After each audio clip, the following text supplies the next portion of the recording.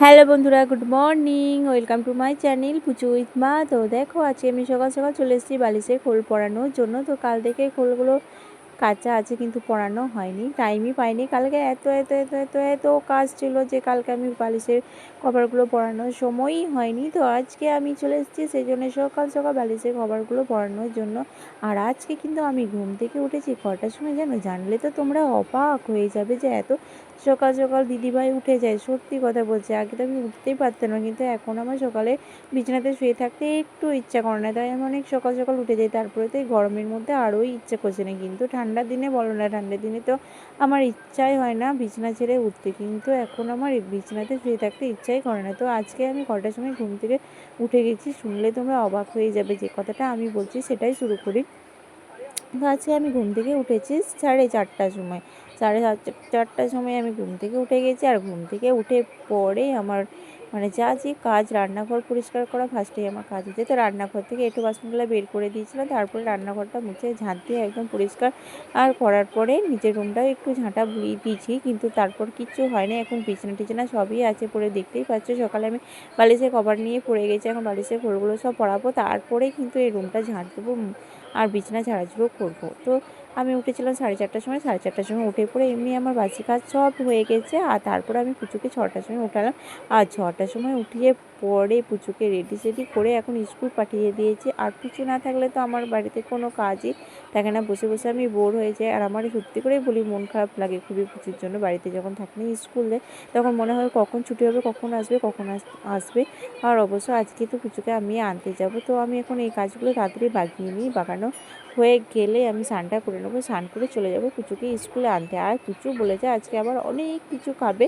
তো দোকান থেকে আমি যাবার পথে ভাবছি সেগুলো আগে কিনে নিয়ে ব্যাগে ভরে তারপরে স্কুলে যাব, কারণ আসবার সময় টোটোওয়ালা দাঁড়াতে চায় না। আর অবশ্যই তো টোটোতে তো আমি একা আসি না, আরও অনেক লোক আছে, তো সেই জন্য টোটোওয়ালা এখানে সেখানে দাঁড়াতে চায় না। তো তাই ভাবছি যাবার সময়ই আমি সব কিছুই কিনে নেবো, তাহলে আসবার সময় একদম টোটোতে চাপবো আর বাড়িতে এসে নামবো, আর সঙ্গে প্রচুর থাকবে। আর এমনিতেও টোটোতে চেপে গেলে আমার নামা যাওয়া করতে একটু ইচ্ছা করে না, তো সেই জন্য বাড়িতে এসেই নামবো। আর দেখো, তোমাদের সাথে গল্প করতে করতে দেখো আমার দুটো বালিশের খোল পরানো হয়ে গেলো, 3টাতে চলছে। তো দেখো, প্রথমে যে বালিশের কভারগুলো পরানো হয়েছে সেগুলো কিন্তু পুচুর বালিশ। আর এই যে একটা পরানো হচ্ছে এটা কিন্তু তোমাদের দাদাভাইয়ের বালিশ। আর এই যে আর একটা বালিশ ওই দিকে পড়ে আছে ওইটা হচ্ছে আমার বালিশ। পুচু কিন্তু নিজের বালিশের কভারগুলো নিজেই পছন্দ করে কিনেছিল, তো আমি কিন্তু ভাবতে পারিনি এত সুন্দর ও লাগবে। প্রথমে ভেবেছিলাম কেমন লাগবে জানি না, তারপরে যখন বাড়িতে নিয়ে এসে খোলগুলো বালিশের পরালাম তখন দেখলাম বেশ দারুণ লাগছে, খুব সুন্দর লাগছে। আর আমি নিয়েছিলাম এই দুটো সাদা। তো দেখো, এত সাদাগুলো এত নোংরা হয় কি বলবো। তো আমি ভেবেছি এবার থেকে আর সাদা জিনিস কোনো কিছু কিনবোই না, একদম টিপ সাদা কিনবো না। সাদার মধ্যে কোনো কোনো কালারের মধ্যে যদি সাদা ডিজাইন থাকে তো সেরকম সাদা কিনবো, কিন্তু এগুলো আমার একদম পুরো দেখো সাদা হয়ে গেছে আর খুবই নোংরা হচ্ছে, তো সেই জন্য আমি আর কিনবো না। তো দেখো, আমার 3-4টা বালিশের ফুল পরানো কিন্তু হয়ে গেল। আর এরপর আমার কাজ হচ্ছে বিছানাটাকে ভালো করে পরিষ্কার করে নেবো। তো পরিষ্কার হয়ে গেলেই আমি কিন্তু চান করে নেবো, তাড়াতাড়ি চান করে রেডি সেডি হয়ে চলে যাব পুচুকে আনতে। আর যাবার সময় কিন্তু আমি হাঁটতে হাঁটতে যাই, কারণ বাড়িতে বসে বসে তো আমার হাঁটাচলা কিচ্ছু হয় না, তাই ভাবি পুচুকে আনতে গেলে একটু আমার হাঁটাচলাই হবে, তাই যাবার সময় আমি হাঁটতে হাঁটতে যাই। আর পুচুদের স্কুলটা কিন্তু কাছে নয়, অনেকটাই দূর, কিন্তু তোমাদের দাদাভাই আমাকে একটা শর্টকাট রাস্তা দেখিয়ে দিয়েছিলো, সেই রাস্তা দিয়েই আমি যাই। অবশ্য এই রাস্তায় কিন্তু একটা ভিডিও বানানো আছে, তোমরা মন করলেই কিন্তু দেখতে পারো। আর এইদিকে দেখো, আমার বালিশের ফুলগুলো সব পরানো হয়ে গেল। আর এরপর আমি বিছানাটা ভালো করে সুন্দর করে ঝেড়ে নেবো, তারপর আমি চলে যাবো স্নান করতে। আর স্নান করে এসে ঝটপট রেডি হয়ে বেরিয়ে যাব পুচুকে আনতে, কারণ আজকে তো আমার শুধু এই কাজগুলোই হয়েছে, কিন্তু রান্নাবান্না কোনো কিচ্ছু হয়নি। এসে পরেই কিন্তু আমি রান্নাবান্না করব, তো কিছু কাজ বাকি গেলাম। আবার বিলা হয়ে গেলে এসে পরে আমার রান্না করতেই ভালো লাগে না, কিন্তু কিছু করার নেই, রান্না করে তো যেতে পারবো না। আর বেশি টাইমও নেই যে আমি রান্নাটা করে নেবো, আর এত সকাল সকাল রান্না করেই বা কী করবো।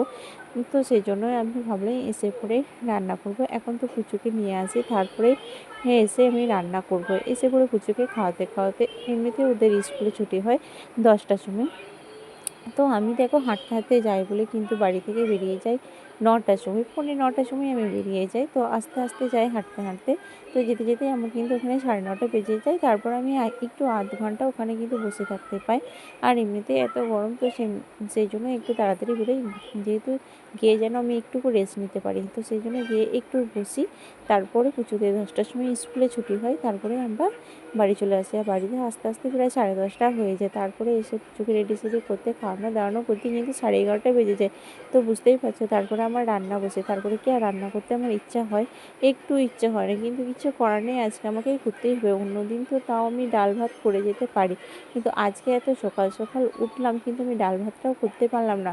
অবশ্য আমি আজকে রান্না করার কোনো চেষ্টাও করিনি।